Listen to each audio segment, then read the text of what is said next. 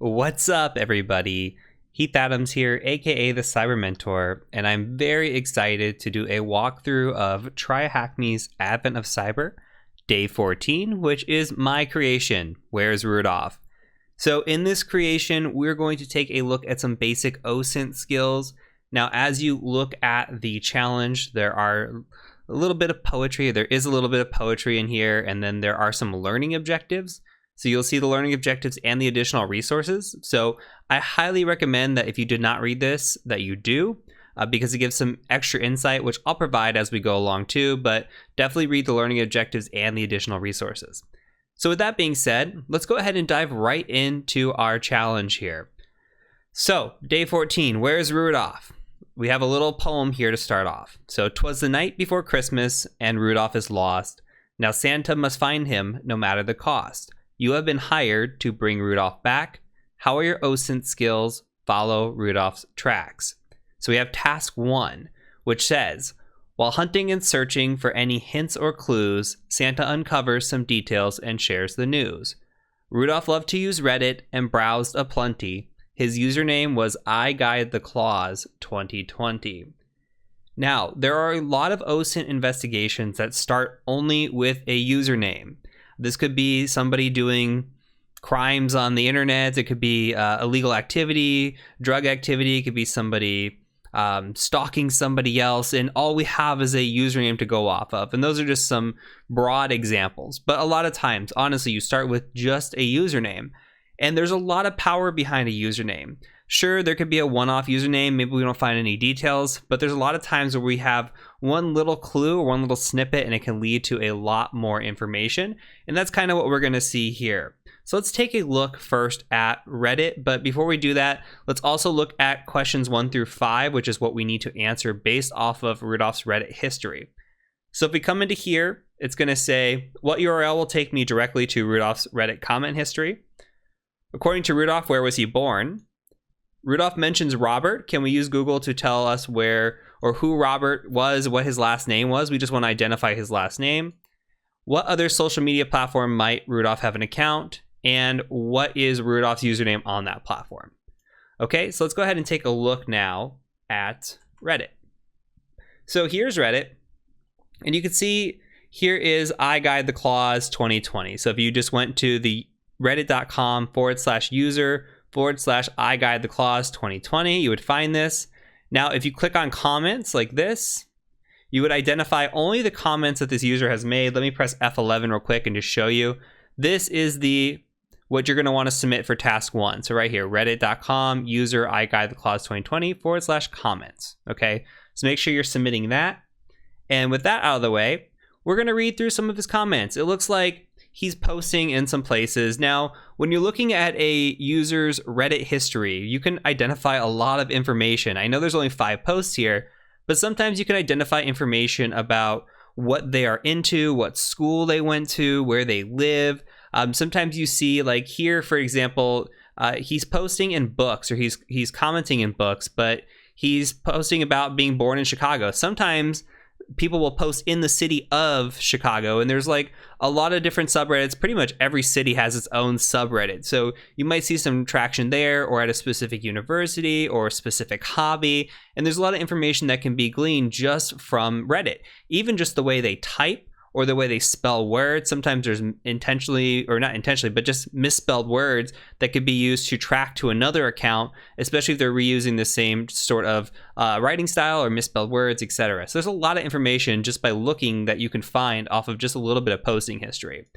So from here, you can see he's posting in Christmas, he's posting in books, and he's posting in Twitter. And so some of the interesting stuff here is he says, hey, fun fact, I was actually born in Chicago, and my creator's name was Robert. Okay, and he says, up here, he says, ouch, some days I love Twitter. Some days it's just LOL. So there's a couple things that could be told here. It says, hey, I was born in Chicago, which puts us back to one of our challenges, right? So if we flip back, according to Rudolph, where was he born? Well, he's born in Chicago. So that would solve this one. And he comes in here and he mentions a user, Robert. So let's go ahead and take a look and see if we can find Robert.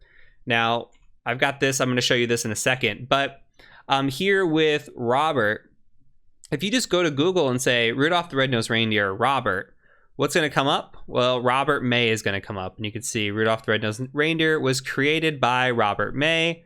Robert May actually created Rudolph in Chicago. Okay, so he was part of the Montgomery Ward department store in Chicago in 1939. So with that information out of the way, there's one thing I do want to talk about. So let me back up really quick. So with this username, there are websites, and this is provided in the additional information, but there are websites here like namecheck.com, namechk.com, that you can come to, and you can just say, hey, find an available username. So like iGuideTheClaws2020, like this, you come in here and search. And what this tool is meant for is to hunt down and say, hey, what are the available usernames and what are the available domains? Can I utilize this anywhere? What it can be used for is to say, hey, where is this username taken and how can I access that? So we can come here and we can say, okay, well, this username's too long for Twitter, too long for TikTok, which is what the yellow means, but we have an account here on Reddit and possibly Medium, but the rest of these are going to be false positives, I do believe. So you'll identify over time which ones are going to be false positives, but as you come through here, you can look at these and see how it would be. So like if you hover over this at the bottom, it says reddit.com/user/iGuideTheClaws. You click on this, it'll take you to that link exactly. So at the time of this recording, this is the only one that should be valid, would be Reddit. And then you see Twitter's too long. Okay, so if we go forward, actually, let's go back to our challenges and take a look really quick. So we see that Rudolph might have another account on a social media platform, and that social media platform is going to be Twitter. Because he posted that, hey, Twitter sometimes, let's go back. We can look at it. He said some days he loves Twitter, some days it's just LOL. So he's saying, hey, most likely we have a Twitter account here. All right, so with this information, we can try to find him. Now, we can take something like the website we just saw, like this name check, and try to put it in there. Obviously, it's too long here. So iGuideTheClaws2020 is not going to work. So what can we do to go try to find him on Twitter? Well, we can go to Twitter and we can use the search feature and just search up here and say, hey, iGuideTheClaws2020. You'll have a search up here in the upper right, but you search right here. Okay, if you find him, click on his link. That should take you to his page. All right, so if we found him based on the name here, iGuideTheClaws2020, we could see some information that already exists. Look, his name here now is iGuideClaws2020. What can we do with that information? Well, we can take this information again and repeat the process. We could take iGuideClaws2020, go to namecheck.com or any of these similar websites, or even tools that are built into different OSINT platforms or available on GitHub for Linux and such, that we can take this and, again, search for this name. Now, that's not part of the challenge. This is me providing a little bit of additional information on how we can hunt usernames. Now, with that, we do have a email address. That could be very useful. We could take this email address and see if we can find it anywhere in breach data, which we'll talk about in a little bit. We could also go to hotmail.com, perhaps do some sort of forget password on this. And a lot of times it'll give us at least some information on a phone number, or it'll give us some information on an email address that is a backup phone number or backup email address in case the password was forgot. So there's a lot of information that could be gleaned from a email as well. And this is also a username, right? Rudolph the Red, also a username. We could put that through and see if we could find that anywhere else too. So we are now onto his Twitter account. So with that being said, let's go back and we could see that it says, where does he have it? It's Twitter. What's his username on that platform? Okay, it's iGuideClaws2020 because it is too long to have as iGuideTheClaws2020. So let's go back and now let's read task 2. Well, it looks like you have uncovered Rudolph's Twitter. Now we can read into all of his chitter. Go through his profile and give it some views. The deeper you dig, the better the clues. So we're going to utilize the information that we find on his Twitter to answer questions 6 through 11. Now there's a bunch of learning objectives here and a bunch of tools. Again, I highly recommend you read this, but I'm going to cover the reasoning and logic behind it, though there will be additional tools provided here that I do not cover. Okay, so going back through, we come in here and we say, okay, we want to answer what appears to be Rudolph's favorite TV show right now. Based on his posting history, he took part in a parade. Where did he take part, or where did the parade take place? Okay, you found the city, but specifically, where specifically were the photos taken? There was one of the photos taken. Did you find a flag too? Okay, and then we'll answer, has Rudolph been pwned? What was his password? Did it appear in a breach? And then where was the address, or what was the address of the hotel based on the information that we gathered? Okay, so let's take a look at the Twitter account now and see if we could find any additional details. So I'm going to scroll down to the bottom. We're just going to read through his history really quick and see if we can figure out any information here. So he said, hey, I'm always thinking about my creator. This could be Robert May. This could be, you know, who's his creator? Well, it's Robert. Robert's from Chicago. We're kind of tying some stuff together. Okay, Santa Claus is here. Just have some pictures of cats and cookies and all kinds of Christmas stuff. Okay, Mariah Carey, nice. And then he said, okay, I'm taking a little vacation this year.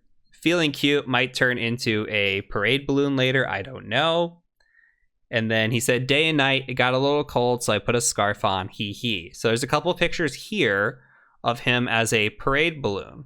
Okay, we'll come back to this.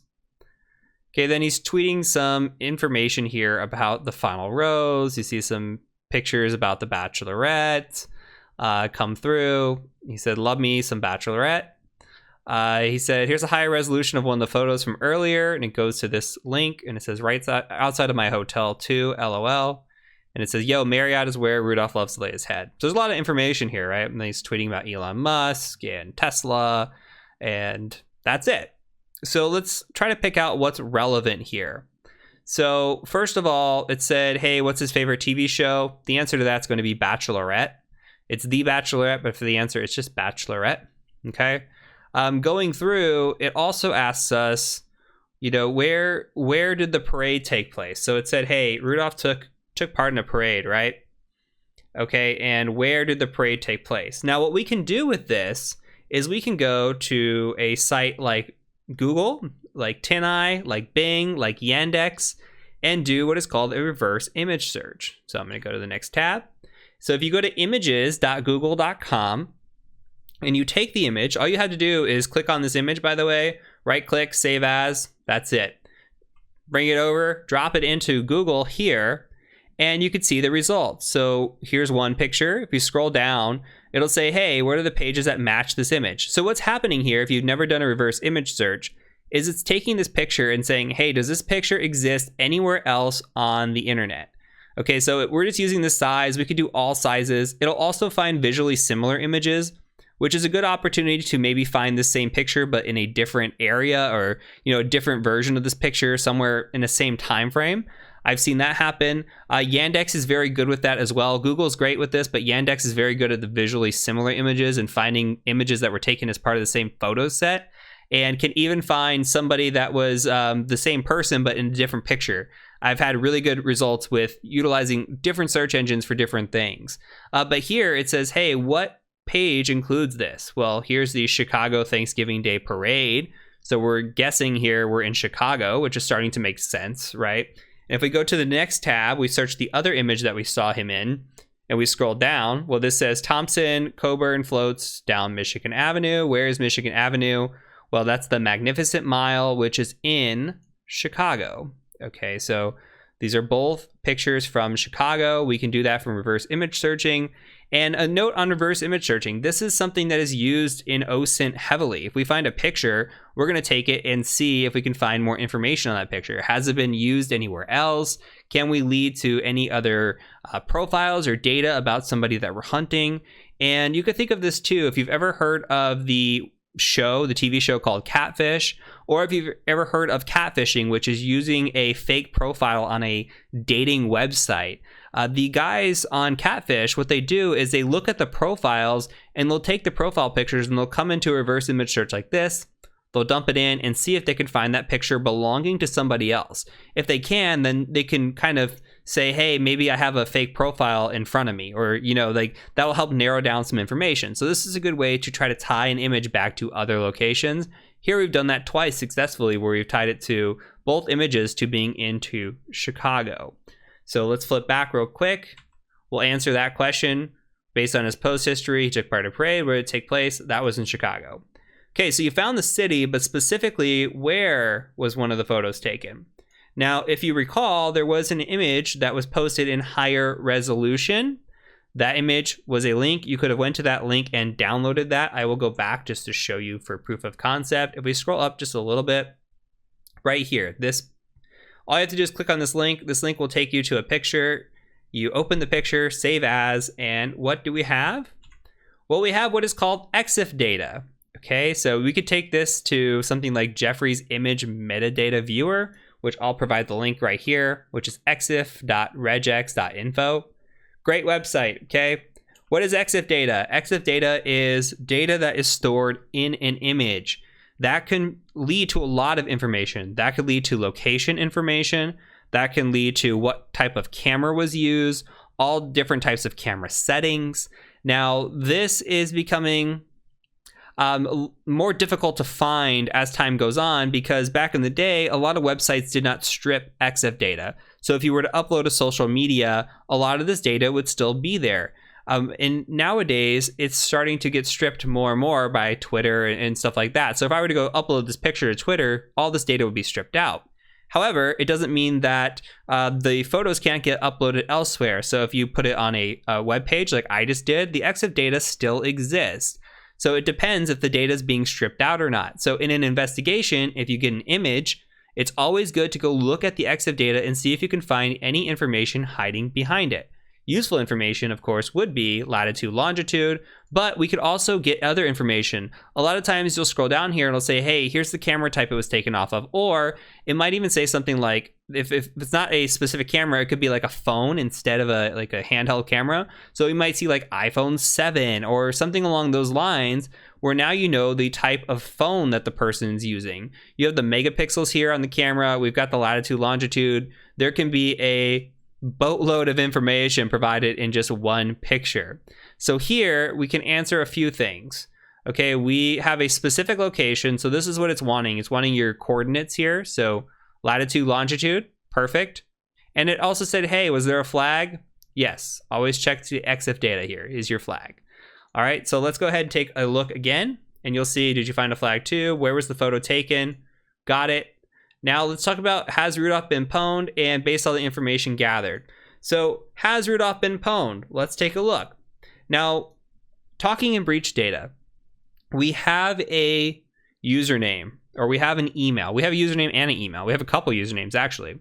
So with that, we can go and hunt breach data. Now let me go to the next tab. So here is a website. I think it's Syala. I don't know how to say the name very well, but Syala.sh here. This is a breach database and it's free. So basically you just come here, you click on API, and you could search through this database. Now you have to use the appropriate queries to search through this. What is this doing? So when we think about a data breach, think about LinkedIn or Adobe or any of the big data breaches that have existed, data gets pulled down, usernames, passwords. Those usernames are then either cracked, or the passwords are then cracked, or at least the hashes are still existing. And there's additional information that can be found. Look, there can be IP addresses, domains, usernames, password hashes, etc. So what can you do with that? Well, if you have an email address, you can search on an email address, see if it shows up. Maybe that shows a person's first and last name, or an IP address as a location, or a username. And then maybe you could take that and you can search that username that you found and search and see if that shows up in here. And you can start to triangulate different types of data, which is really interesting. Also, unique passwords. If the password is unique or unique enough, you can search on the password and see if that shows up on different usernames and email addresses too. You can start really pulling down unique data on a person based on this. Now, this repo here is free, completely free. It is not up to date as some of the paid repos, which I provided information. Like a paid repo such as Dhashed is really great, and it's fairly inexpensive, but it's something that you probably only want to buy and if you're doing investigation type work or if you're doing pen testing. There's a lot of reasonings for having it, but a free repo like this is still pretty powerful. So if we wanted to search something like this, we could just take a header. So email is one, and we had email, and we had Rudolph the Red, and I think it was at Hotmail. So we'll just do at hotmail.com, search by that, and hit enter. Okay. So we found Rudolph the Red at hotmail.com. Now we found his password, spy game, which is the answer. Now, if you had a unique password here, you could say password spy game and just put that, and you would see what else came up. So perhaps say this was unique, Perhaps this email ties to him, and then you can go back.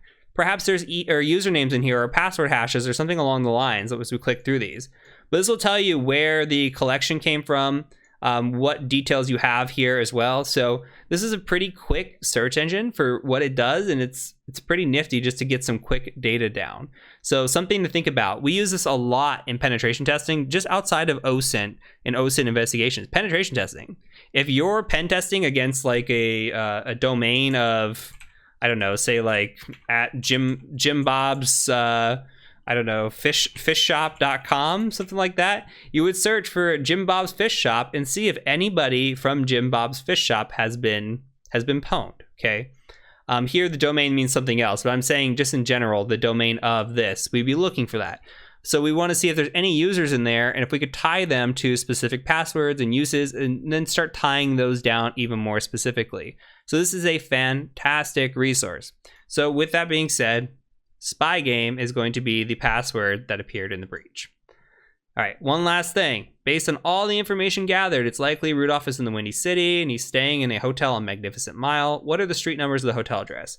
Now, there's two ways you could have took this. You could have took the information Rudolph provided and he said, hey, I'm staying at the Marriott. That's where I like to lay my head. Great, you can go to the Magnificent Mile, find the Marriott, and you'll be done. You could also search the coordinates that were put into the image. Come here, click on them. And if you look, just scroll in just a little bit. What's right here? Chicago Marriott downtown. He said the parade was right outside of his hotel, right? So come in here, click on this. We find the address, which I believe is, 540 North Michigan. Okay. So all we have to do is say, hey, 540 in the information gathered here, street number is 540, and you'll be done.